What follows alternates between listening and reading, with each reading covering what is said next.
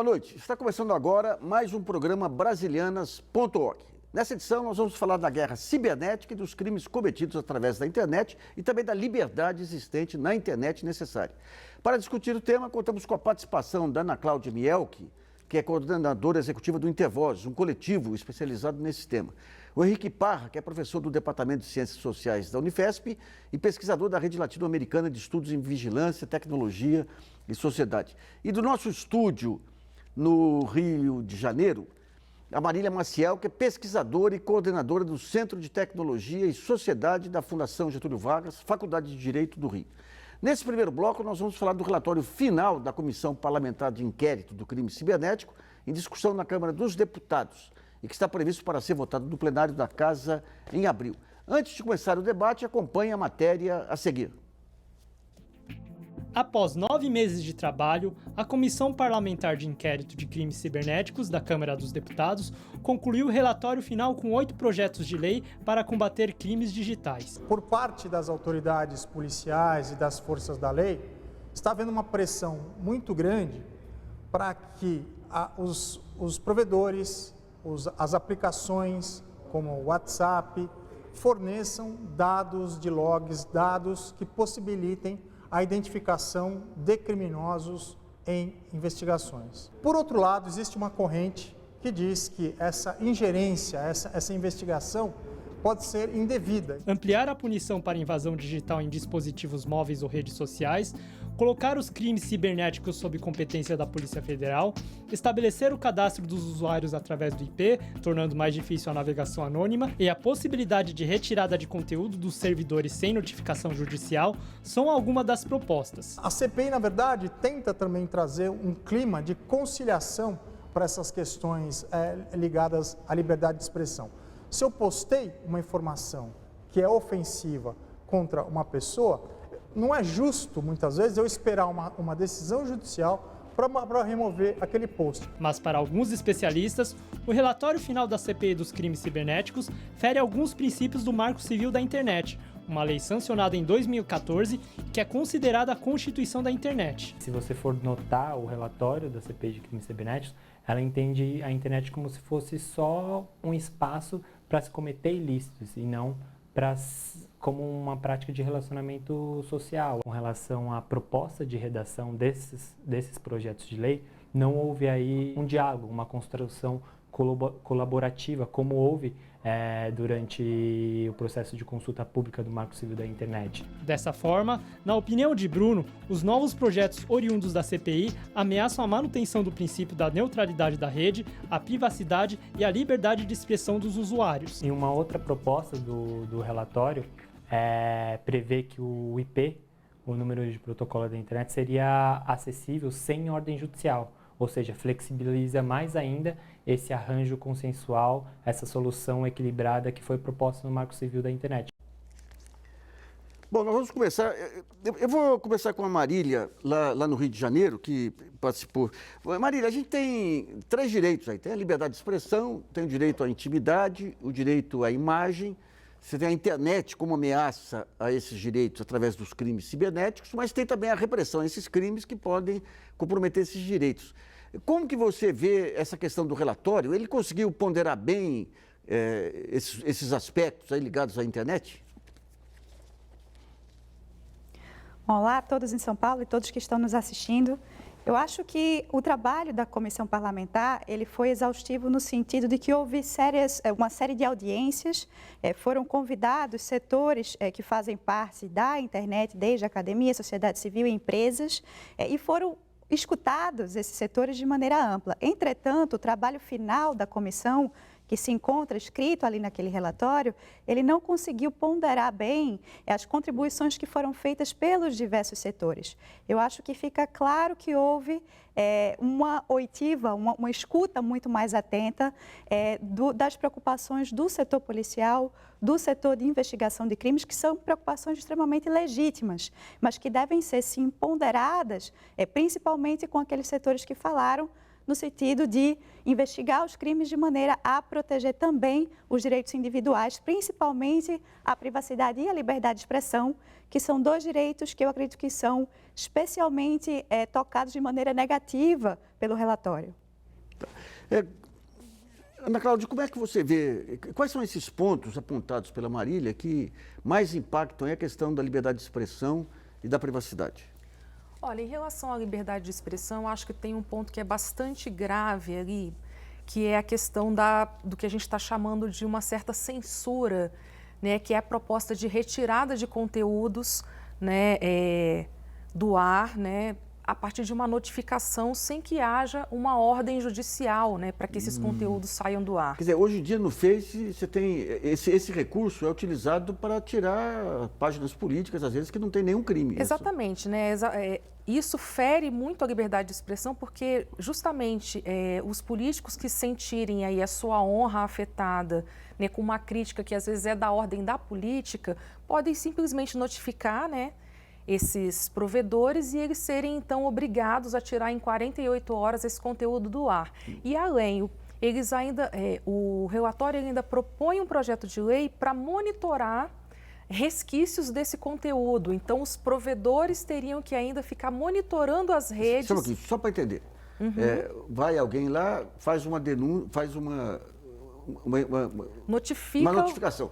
Basta fazer notificação para tirar do ar? Basta fazer. Com a proposta que está no relatório, né, eles propõem Mas quem um projeto que de julga lei. se a notificação é fundamentada ou não? Não tem julgamento? Não tem julgamento. Ficaria a cargo do próprio provedor, né, de internet, de conteúdo. Mas se ele é obrigado a tirar, significa que fica o sujeito que quer tirar do ar, ele faz a denúncia e ele é o juiz. Exatamente.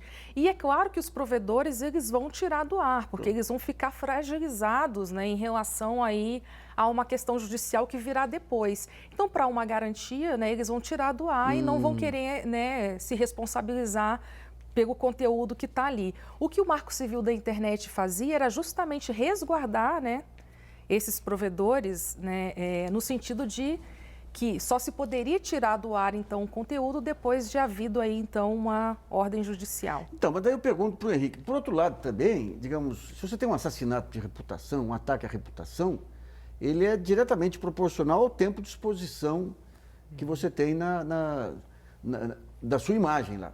Quer dizer, você tem hoje uma discussão sobre o direito de resposta na mídia, no âmbito do Supremo também, que versa mais ou menos sobre isso. Se demora muito o direito de resposta, ele se anula. Como equilibrar o jogo para impedir o abuso dos dois lados? Parece que nós temos que fazer uma escolha, não é, cada vez mais profunda entre a maneira como nós vamos efetivar o direito à liberdade de expressão, o direito à comunicação, o direito ao conhecimento, e, de outro lado, a criação de mecanismos de ordem securitária, não é, orientados um pouco por uma ação mais de ordem policial. Não é? Ou seja, dá liberdade e pune com vigor, é isso? Quando apurar o crime.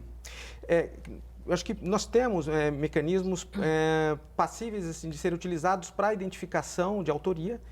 Um grande problema na forma como está a proposta é a possibilidade de você imputar responsabilidade ao intermediário que acolheu essa publicação. Então, uma grande vitória do Marco Civil da Internet é a inimputabilidade do intermediário. Quer dizer, então, que é fazer um equivalente, né, para a gente entender um pouco o que seria no mundo analógico. Quer dizer, eu recebo lá um trote pelo meu telefone. Quer dizer, eu não vou poder processar a empresa telefônica que ofereceu essa conexão né, do telefone.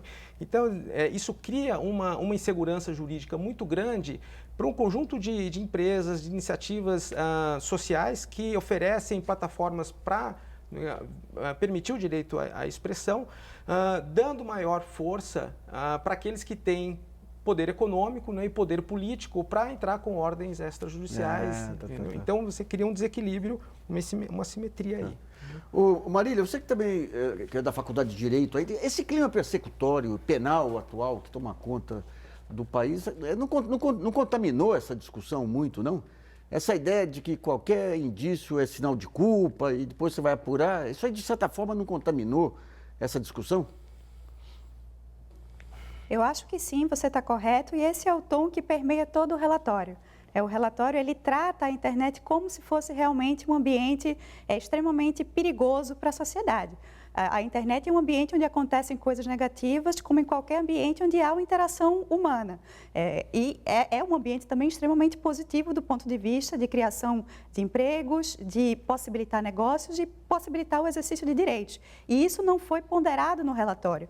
Eu acho que um ponto importante a lembrar nessa discussão sobre liberdade de expressão e retirada de conteúdo, é que esse foi um ponto extremamente, exaustivamente debatido no âmbito da discussão do Marco Civil.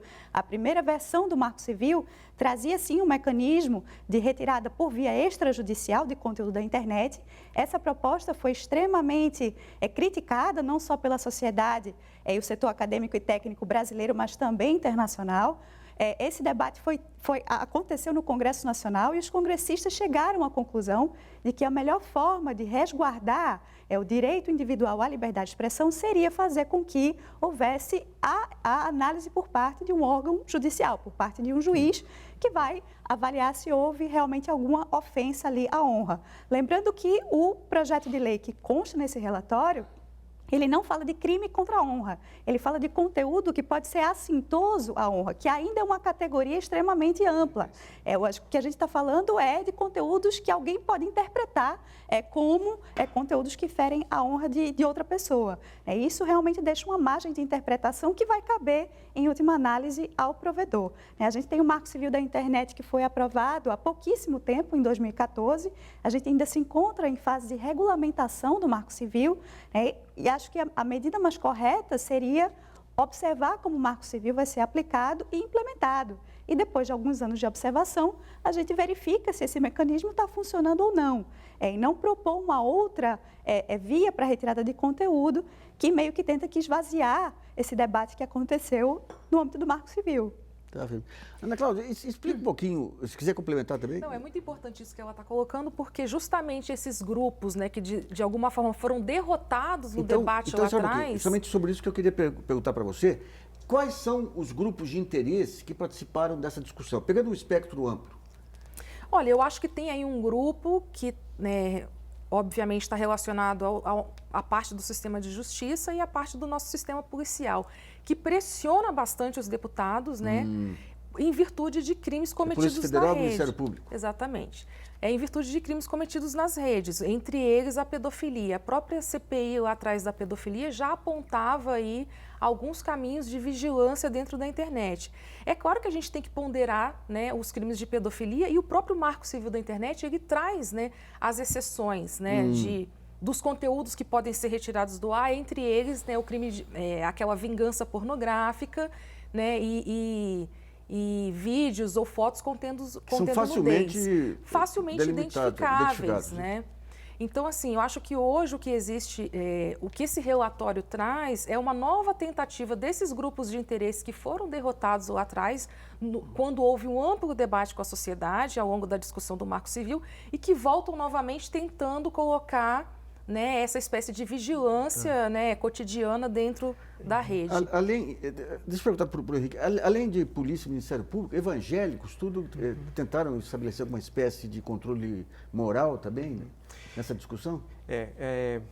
Grupos fortemente ideológicos, setor econômico das telecomunicações, porque tudo que implica em guarda de informação são custos também, não é? Então, para você poder identificar. Isso aí obriga a ter guarda de informação. Exatamente. Então, quer dizer, isso implica em novos custos. Também o setor bancário, ele é um ator importante aí nessa pressão, porque ele tenta, de alguma maneira, ampliar a possibilidade de responsabilização também. Então, acho que tem... Uma coisa é a parte de opinião, outra coisa são golpes que podem ser dados pela internet, como roubo de cartões. Agora, o que caminha junto com isso é que, para que essas medidas sejam implementadas, isso implica num conjunto de outras ações que impactam fortemente na maneira como a internet funciona, não é? Então, isso que é muito sério, você afeta a neutralidade da internet, eles propõem o uso do IP, né, como forma de identificação do usuário. Quer dizer, isso cria uma série de dificuldades para o próprio funcionamento da rede e instala no seu funcionamento uma ideia de que todos nós, cidadãos internautas, somos suspeitos a priori. Ou seja, para não é? combater o roubo de senhas bancárias, eu afeto todo o processo de criação social.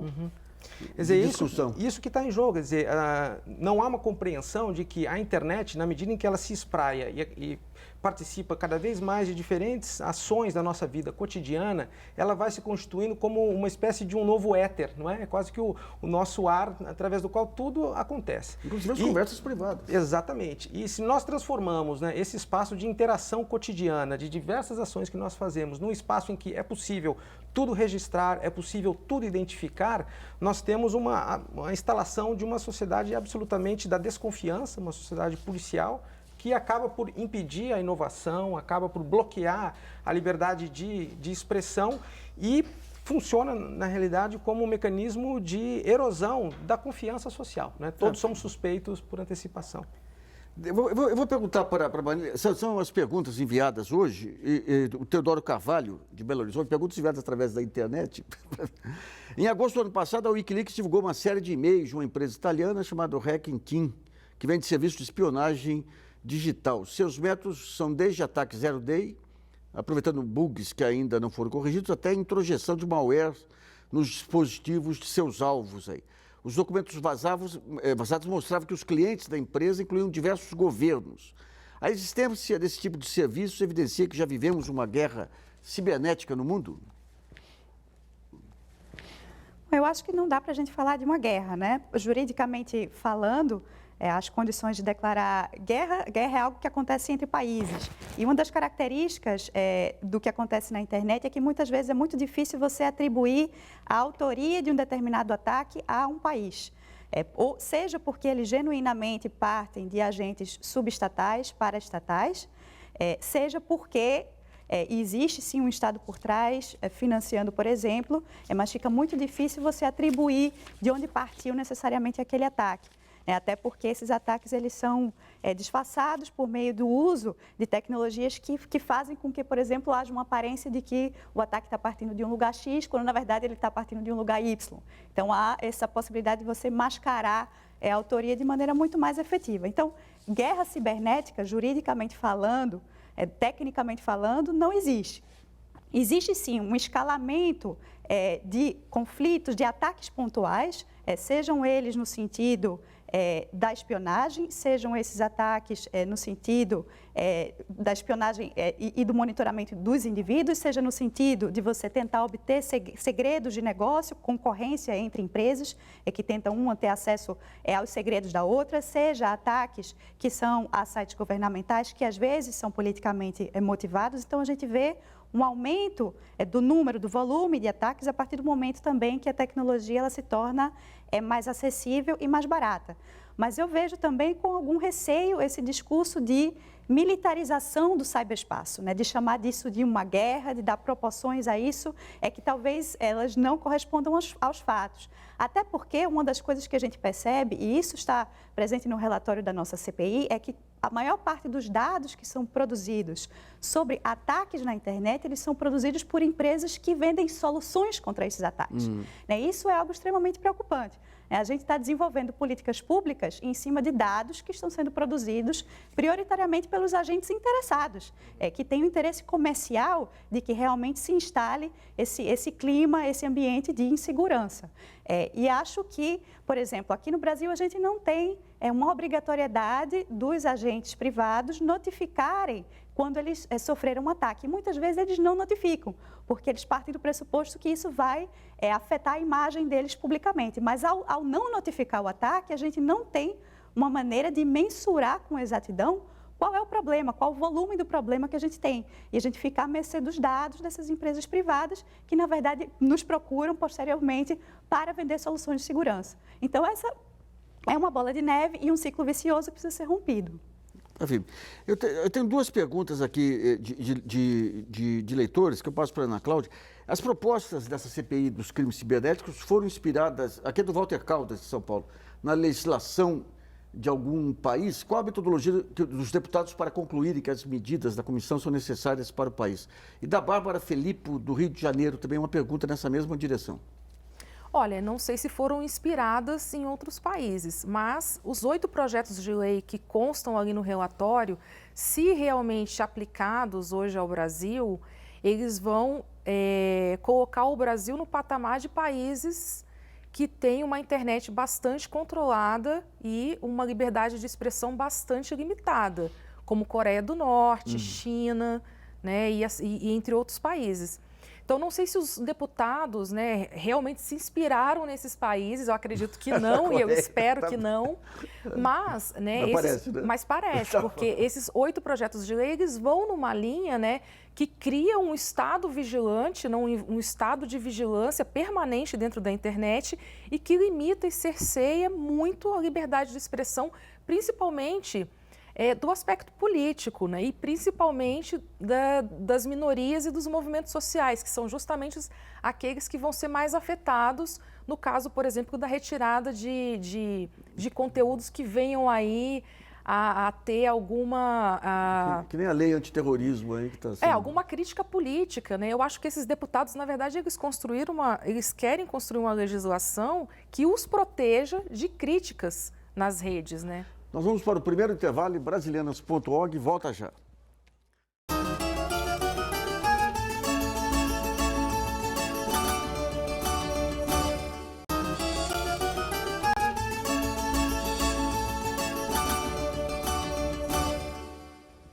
Voltamos a apresentar o programa Brasilianas.org, que discute hoje a guerra cibernética e os crimes aí cometidos através da internet.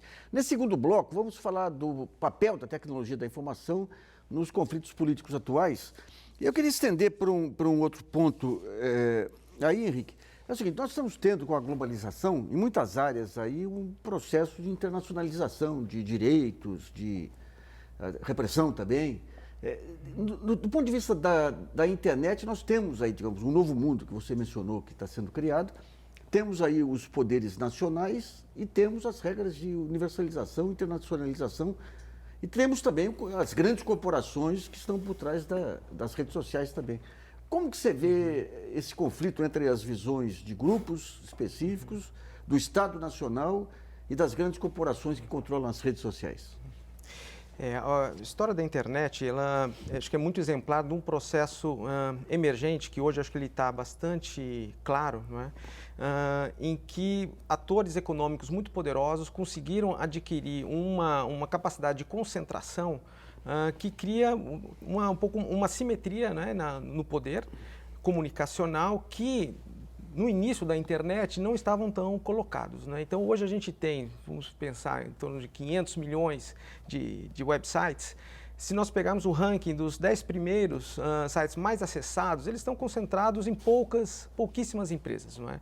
Quer dizer, e isso, de alguma maneira, também acaba impactando na possibilidade de como que esses atores econômicos eles têm maior poder de fazer, digamos, a mediação dessa comunicação, não é? Quer dizer, se por um lado a internet ela tem proporcionado, ela tem criado, dado maior poder ao cidadão, ao indivíduo para fazer, né, dar voz a ele e ele poder atuar politicamente, isso é fundamental para o redesenho, inclusive, das instituições que nós temos, né? Então nós estamos ainda num momento em que não houve uma tradução da possibilidade informacional, comunicacional dada, não é, a esse cidadão e como que isso se traduz no desenho das nossas instituições. Quer dizer, então, as novas formas de ação política, né, que têm se constituído aí nesses últimos anos, elas trazem, digamos, um oxigênio importante, mas é um campo que está absolutamente em disputa. Quer dizer, por um lado, né, de grandes corporações que tentam, de alguma maneira, colonizar o modo de funcionamento dessa internet e também os estados nacionais tentando, de alguma maneira, fazer valer, como que tentando colar, digamos, o espaço cibernético, né, ao território do Estado-nação. Então, acho que esse é o conflito que nós estamos acompanhando, que ainda dura aí como um campo de desenho. Eu queria ver com a Marília. Marília, a gente tem hoje, um grande avanço que ocorreu nas organizações multilaterais foi essa questão do reconhecimento dos crimes contra a humanidade, os crimes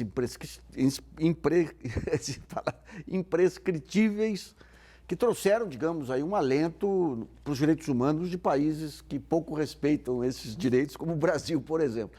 Mas, por outro lado, nós temos esse mesmo conflito entre, digamos, FMI, Banco Mundial e o sistema financeiro internacional.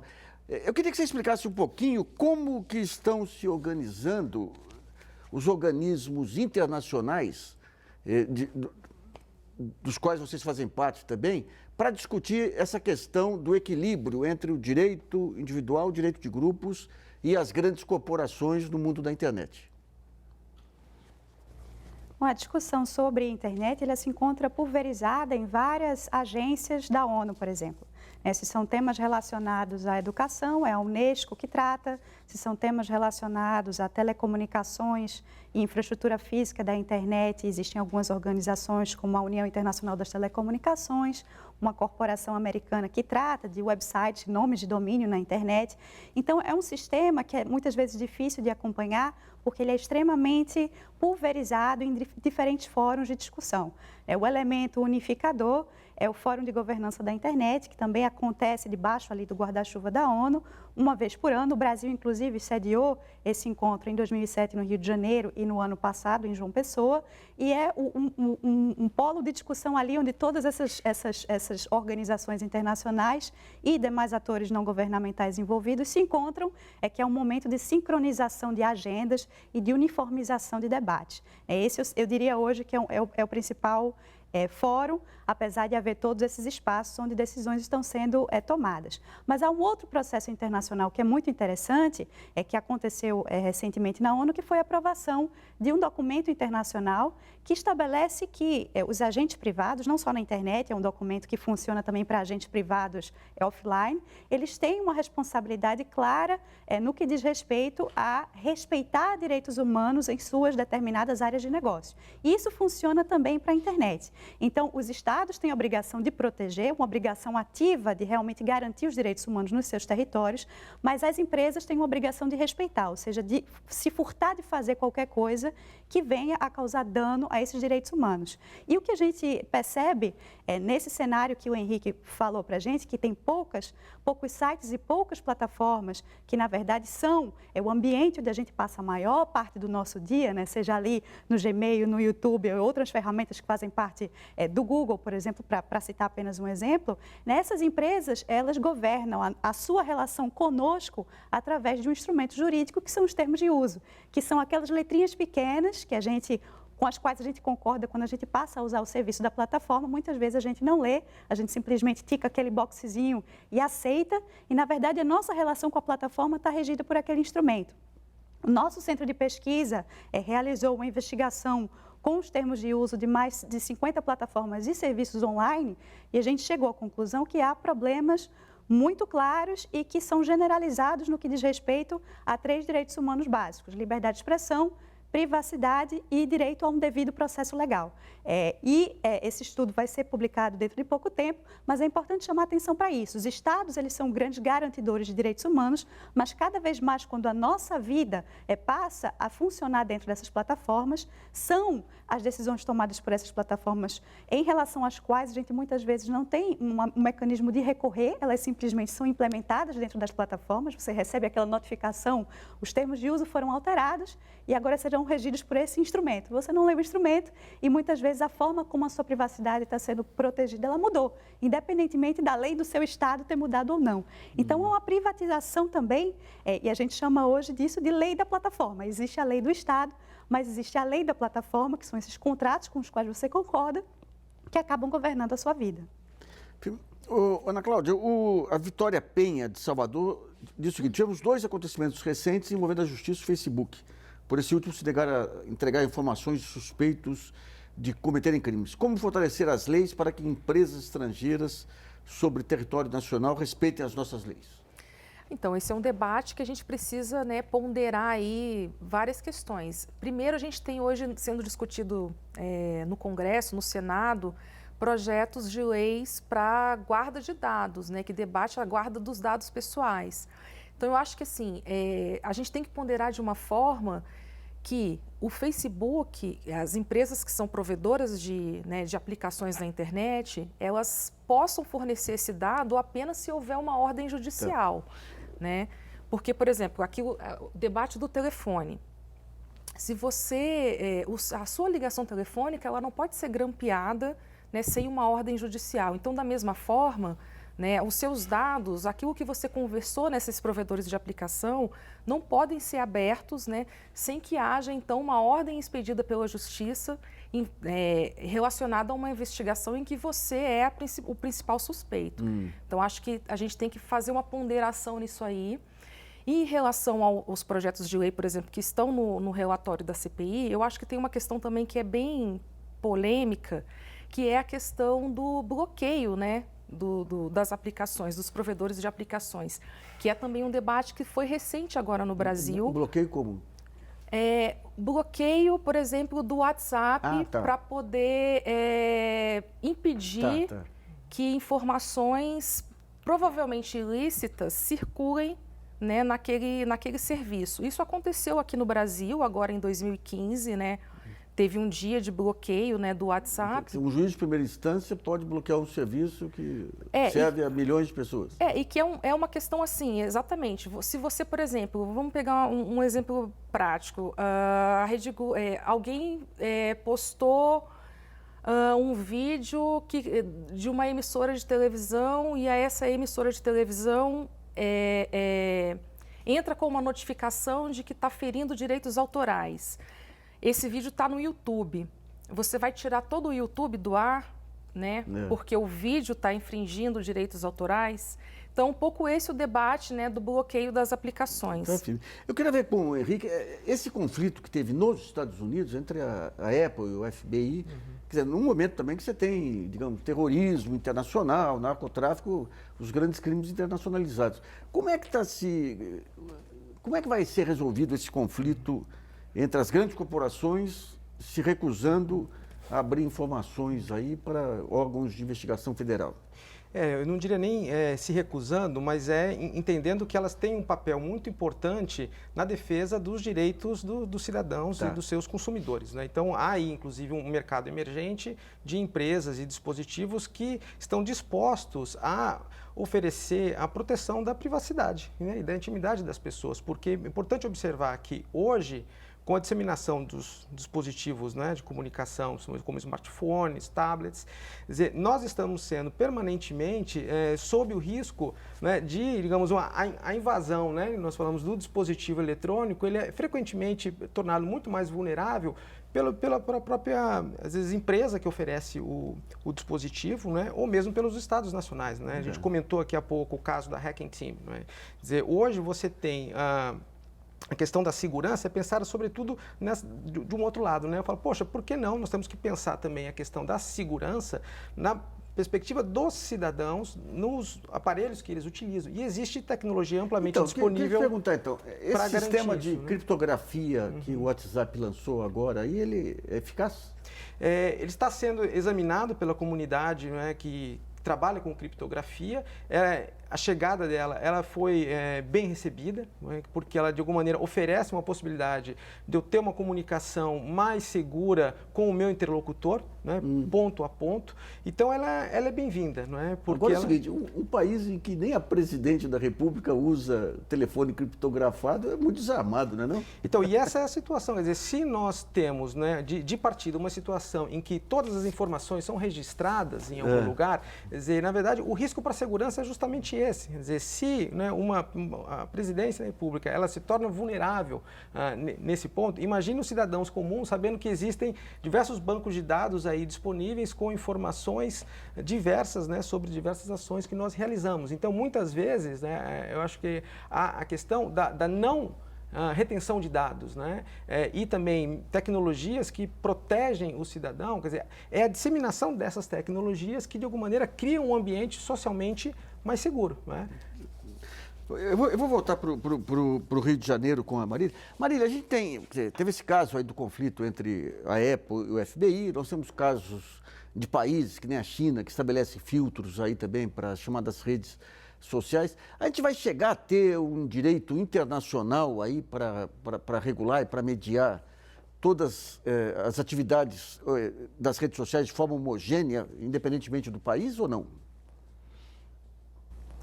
É difícil a gente ter uma harmonização que sirva para todos, né? Até porque a gente tem justamente uma diversidade de leis e de entendimentos e de maneiras de regular a internet que são extremamente diferentes de país para país. A regulação da China é extremamente diferente da regulação americana, que é diferente da regulação brasileira. Então, há um processo, sim, eu diria, de harmonização, mas de harmonização muito lenta, que acontece através do diálogo nesses espaços internacionais. Mas a lei, o tratado internacional, aquela lei dura, isso vai demorar a acontecer. Se vier a acontecer, vai ser em pontos muito específicos, como, por exemplo, o cybercrime. A gente tem uma convenção que foi aprovada no âmbito europeu, mas que é aberta à adesão de países não europeus.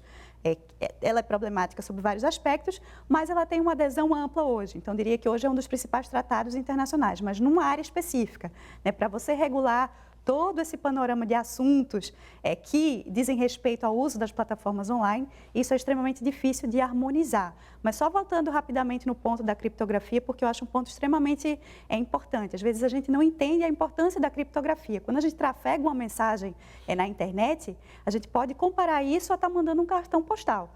Quando a mensagem ela não é criptografada, qualquer intermediário que se posiciona entre você, emissor, e o seu receptor, ele pode ter acesso ao conteúdo dessa mensagem. Seja o seu provedor de internet, seja o provedor de internet do seu receptor, seja aquele que faz a manutenção do cabo de fibra ótica, aquele que faz a manutenção do satélite. Então, é uma rede imensa de intermediários. E você não tem como saber se essa mensagem está sendo lida, acessada ou não. A única maneira de mandar uma carta fechada na internet e não um cartão postal é você criptografar a sua mensagem. E várias pessoas, quando mandam um e-mail, não têm essa noção. Eu estou mandando um cartão postal na internet, mas é isso que acontece. Então, a criptografia, ela só vem a fortalecer não somente a privacidade dos usuários, mas também a nossa segurança. Porque da mesma maneira que o intermediário comercial nessa cadeia pode ter acesso ao conteúdo da informação, uma pessoa mal intencionada também pode ter acesso da mesma maneira. Então, todos nós ficamos vulneráveis quando a mensagem ela não é criptografada. Então, tomara que haja outras iniciativas de criptografia de ponta a ponta, como aconteceu recentemente com o WhatsApp. Bom, nós vamos voltar a esse tema no próximo bloco e vamos para o segundo intervalo. Brasileiras.org, volta já.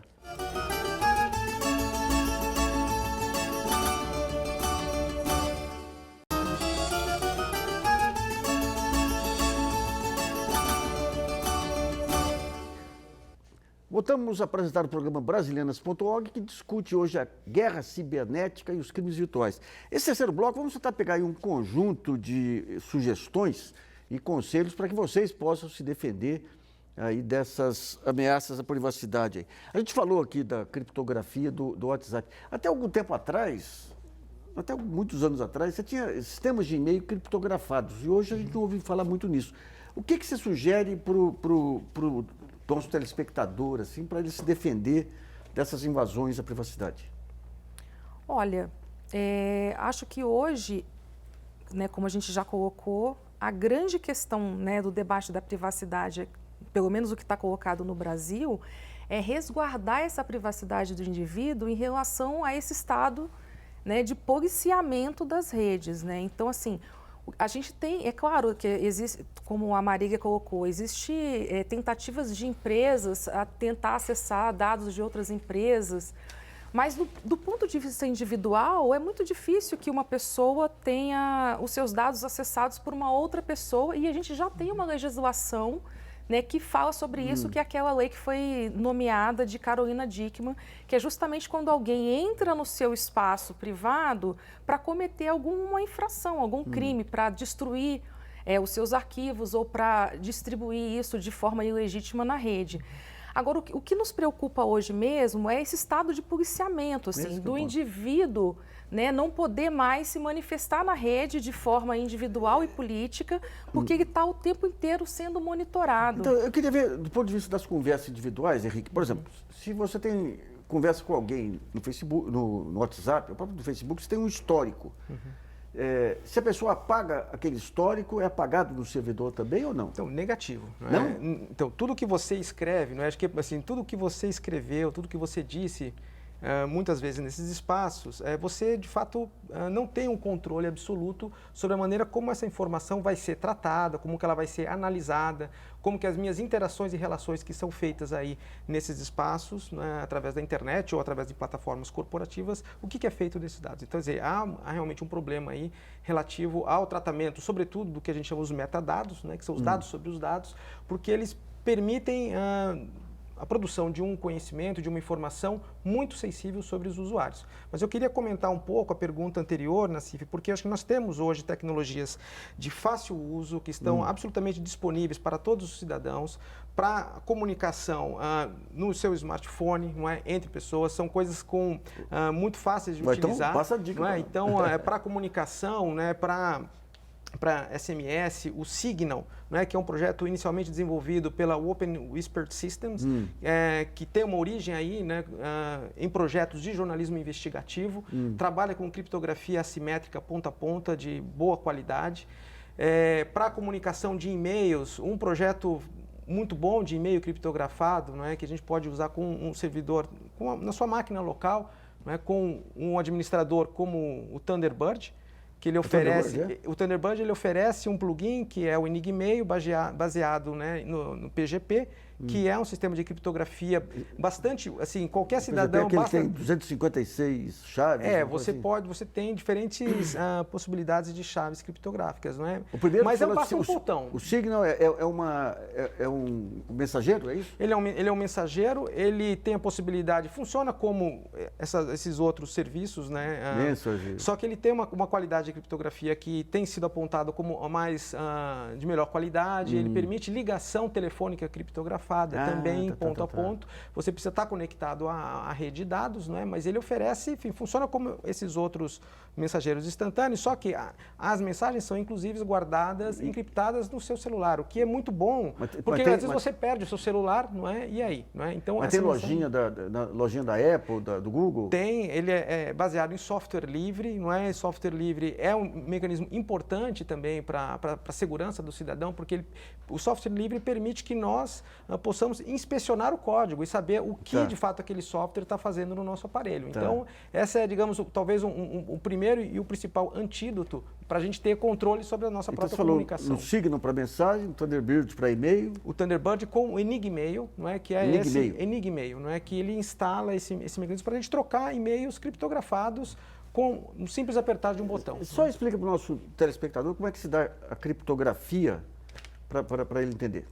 A criptografia é uma técnica matemática, não é, de embaralhamento das mensagens, né? É um campo de estudos importante. As duas pontas têm que ter um mesmo programinha para descriptografar. Exatamente. É uma técnica de codificação de mensagens muito antiga e que, com o advento da computação, ela foi se tornando cada vez mais complexa. Hoje, ela está presente em diferentes ramos, né, da nossa atividade. Eu tenho o Thunderbird e você tem outro.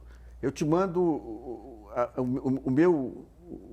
o meu sisteminha para você poder ler. Você tem que ter sempre essa comunicação entre os dois. Nós temos que trocar, nesse modelo, nós temos que fazer uma troca que ela é absolutamente automática das nossas chaves públicas, não é? Nesse modelo de criptografia assimétrica. Agora, o que é importante a gente pensar é que também a criptografia está presente em todas as transações que nós fazemos na internet. Sempre que a gente tem lá o cadeadinho, né? O HTTPS, quer dizer, aquela conexão ela está sendo encriptada.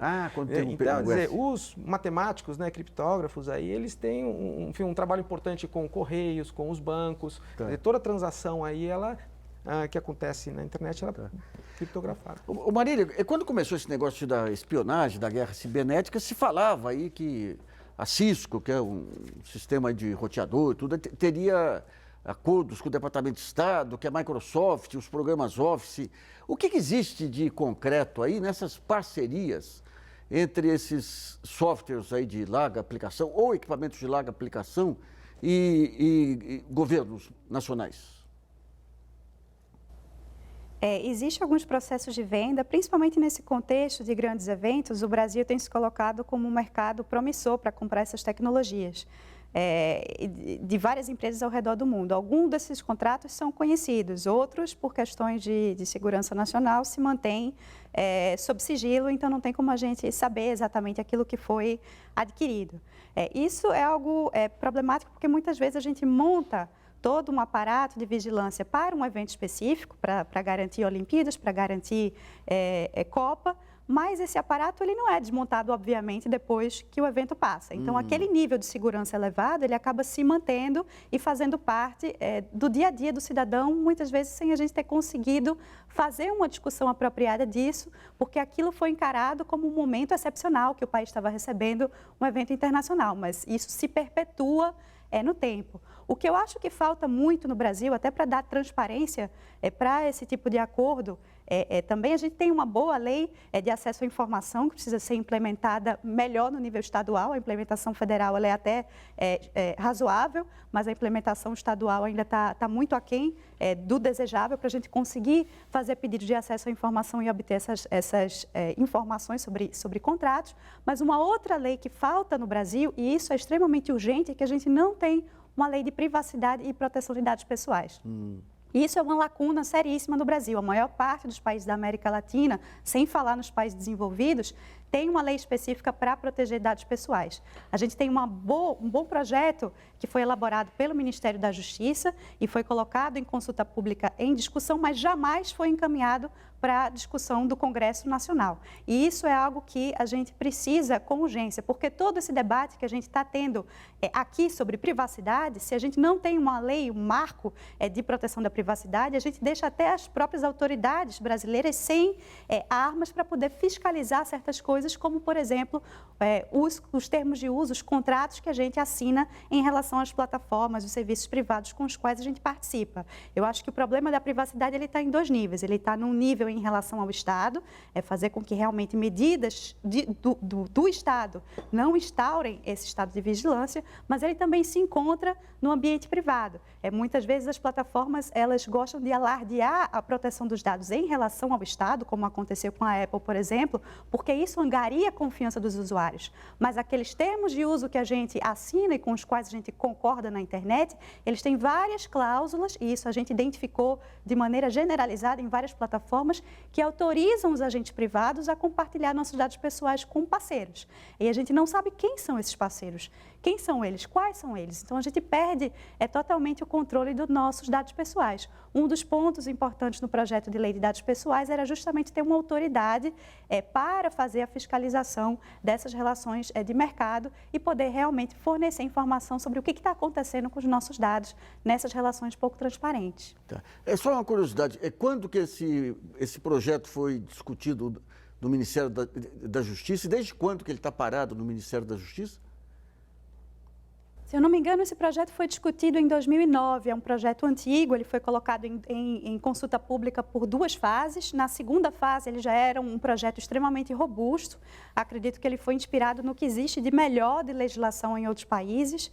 Tirou muito da legislação europeia, que é uma legislação extremamente protetiva à privacidade. Então, é um projeto que está maduro para discussão congressual, mas por várias questões políticas, acredito, nunca foi enviado ao Congresso Nacional e deveria ser. Esse, contrariamente aos projetos de lei na área de crimes cibernéticos, esse é um projeto de lei que realmente a gente precisa e que precisa chegar ao Congresso Nacional. Está ligado a essa paralisia que acometeu o Ministério aí nos últimos tempos. Essa questão da internet, das Olimpíadas, você tem informações sobre como que vai ser o sistema de segurança? Não tenho essa informação. Você teria, Henrique?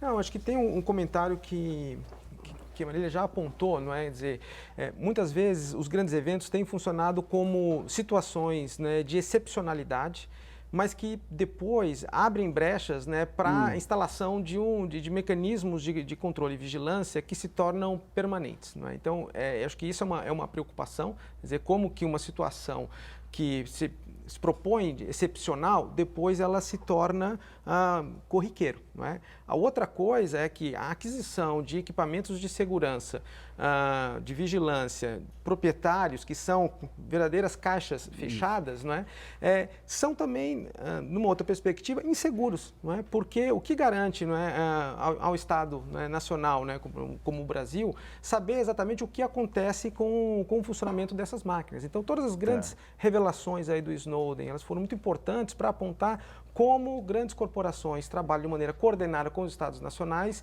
na oferta do que a gente chama das portas dos fundos, né, os backdoors, para que esses dispositivos possam ser acessados eventualmente em caso de A gente necessidade. trouxe em algum momento, alguns anos atrás, o pessoal da BIM para discutir essa questão da guerra cibernética e tudo. Vocês veem algum sinal de que o Brasil está despertando para, por exemplo, o software proprietário, os offices da vida aí, continuam sendo utilizados normalmente na administração pública? Sim, mas acho que o Brasil teve um momento aí, né, alguns anos atrás, de muita promoção, né, no uso do software livre, mas que me parece que ela foi desestimulada, não é?